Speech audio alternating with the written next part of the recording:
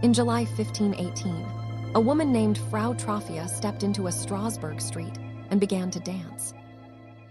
She couldn't stop. Within a month, hundreds joined her. Some danced until they died. This wasn't random. Strasbourg in 1518 was a city on the edge. For years, terrible harvests had gripped the region. Grain prices hit generational highs. People were starving, and hunger wasn't the only fear. Syphilis was spreading, a terrifying new disease. The plague lurked in memory.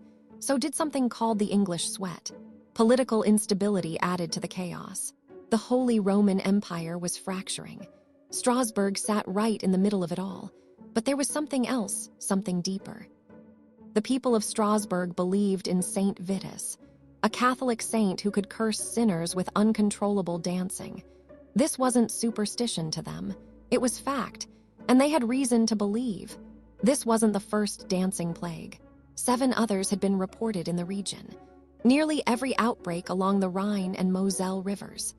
The worst was in 1374, when dancing spread through multiple towns. Every European dancing plague between 1374 and 1518 had occurred near Strasbourg. The citizens knew the stories. They knew it could happen again. So picture it. July 1518. Heat, hunger, fear. A deeply superstitious population under extreme stress. The perfect conditions for something to break. And then, on July 14th, it did. Frau Troffea, a woman whose name we barely know. She stepped into a narrow cobbled street outside her home and began to dance. No music, no reason. She just started. She danced for 4 to 6 days straight. She'd stop briefly to sleep, then start again. Her husband begged her to stop. She couldn't. Crowds gathered by day 3. They watched in horror. Her feet swelled. She bled into her shoes, but still she danced. Finally, terrified authorities loaded her into a wagon and sent her 30 miles away to the shrine of Saint Vitus. Maybe the saint would forgive her, but by then, it had spread. Within days, more than 30 people joined the dance. They mimicked her movements unconsciously.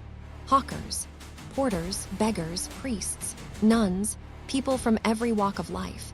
The Imlin family chronicle records that within a month, 400 citizens were affected. 400. The symptoms were terrifying. Spasmodic movements, convulsions, bodies drenched in sweat, arms thrashing violently, eyes vacant and expressionless, blood pooling in their swollen feet until they bled through their shoes. Many cried out for help while their bodies kept moving. One chronicler wrote that they danced so monomaniacally that only death would have the power to intervene. The authorities had to act. They consulted the Guild of Physicians. The diagnosis, a natural disease caused by overheated blood. The cure, let them dance themselves free of it. So the city council gave an order that seems insane to us now. They told carpenters and tanners to transform their guild halls into dance floors. They erected platforms in the horse market and the grain market. They hired musicians. Drums, fiddles, pipes, horns. They brought in healthy dancers to encourage the afflicted. The logic was medical: dance it out, exhaust the hot blood, and they'd recover. It backfired, horribly.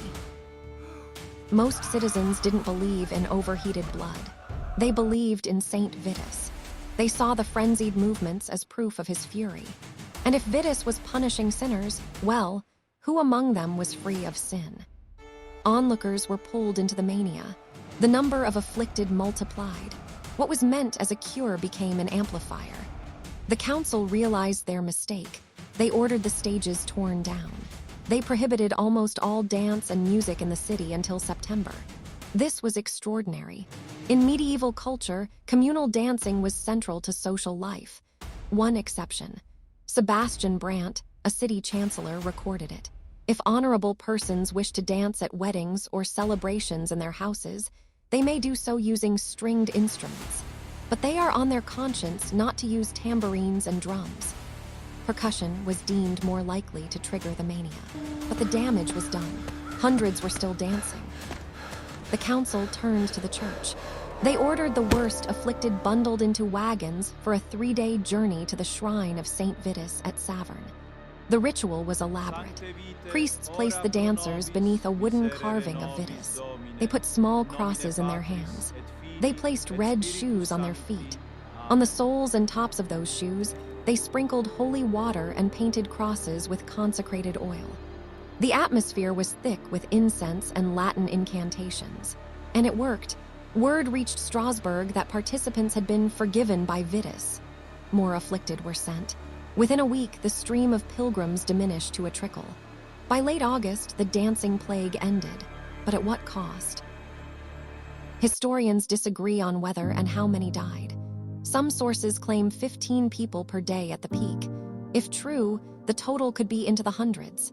Contemporary records don't confirm those numbers. We may never know the true toll. What we do know is this: those who died succumbed to heart attacks, extreme exhaustion, hunger, and thirst. The physical reality of dancing for days without rest. So what caused it? Medieval authorities had their explanations: divine punishment, demonic possession. Physicians talked about overheated blood that needed cooling through continuous dancing. 8 years later, the famous physician Paracelsus visited Strasbourg. He concluded it was chorea lasciva, caused by free, lewd, and impertinent thoughts. He suggested Frau Troffea's dance was a ploy to embarrass her husband. Modern theories started differently. In the 20th century, some blamed ergot poisoning. Ergot is a fungus that grows on rye. It produces compounds related to LSD. The same fungus was implicated in the Salem witch trials. But that theory doesn't hold up. Ergot restricts blood flow to the extremities. Someone poisoned by it couldn't dance for days. And not everyone reacts to those chemicals the same way. Plus, it doesn't explain why outbreaks clustered along the Rhine and Moselle. Medical historian John Waller debunked the ergot theory in 2009. So what's the leading explanation today? Mass psychogenic illness, mass hysteria, stress-induced psychosis on a massive scale. The conditions were perfect. Extreme stress from famine, disease, and political chaos. Deep cultural belief in Saint Vitus' curse. And precedent, they'd heard stories of dancing plagues for generations. Under that kind of pressure, people entered what we'd now call a trance state. Their minds turned inward. Pain and exhaustion were marginalized. Once entranced, their deepest fears took physical form. This still happens today. In 1963, a laughing epidemic consumed schools and villages in Tanganyika for months. Cultures around the world experienced trance states, sometimes deliberately, sometimes under stress. The dancing plague of 1518 wasn't supernatural, but it wasn't simple either. It's a reminder that humans remain susceptible to social contagion. That stress, belief, and culture can create realities we barely understand. The boundary between mind and body is more porous than we like to believe. What compelled them to dance in 1518? Perhaps the same forces that still compel us today.